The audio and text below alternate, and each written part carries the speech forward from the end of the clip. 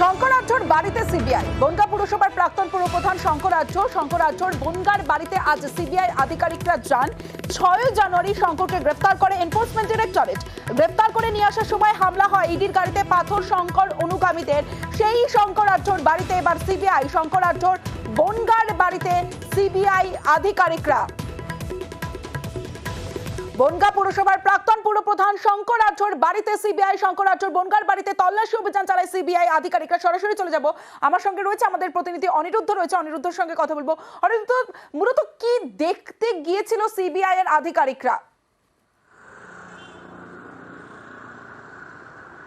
দেখো তমশ্রী, তোমাকে জানিয়ে রাখি যে গত 5ই জানুয়ারি ইডি আধিকারিকরা রেশন দুর্নীতিতে শঙ্করাঢ্যের বাড়িতে হানা দিয়েছিল। দীর্ঘক্ষণ অর্থাৎ ম্যারাথন তল্লাশির পরেই গত 5 তারিখ রাতে, গভীর রাতে গ্রেপ্তার করার জন্য যখন শঙ্করাঢ্যকে বাড়ি থেকে বের করা হচ্ছিল, সেই সময় তার অনুগামীরা ইডির গাড়ি লক্ষ্য করে ইট ছোড়েন এবং ইডির গাড়িতে বলা যেতে পারে নিয়ে যাওয়ার জন্য বাধা দিয়েছিল, আক্রমণ করেছিল ইডির গাড়িতে।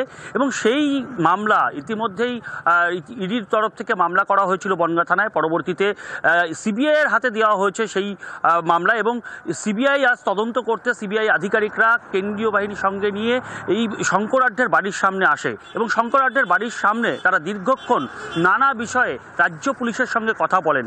সেই এলাকা তারা খতিয়ে দেখেন, নিজেরা ছবি তোলেন এবং সেই এলাকায় যে সমস্ত সিসিটিভি রয়েছে সেই সিসি ক্যামেরা দেখবার চেষ্টা করেন এবং রাজ্য পুলিশের সঙ্গে নানা বিষয়ে তারা কথা বলেছেন, এলাকা পরিদর্শন করেছেন, এলাকার নানা ছবি তুলেছেন তারা।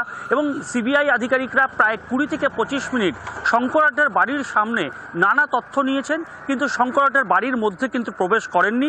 25 মিনিট থাকবার পরে সেখান থেকে বেরিয়ে যায় সিবিআই আধিকারিকরা। তমশ্রী। বেশ অনিরুদ্ধ, এবার যে খবরের দিকে নজর রাখবো, রেশনের রাজ্যের তদন্তে স্থগিতাদেশ। পুলিশি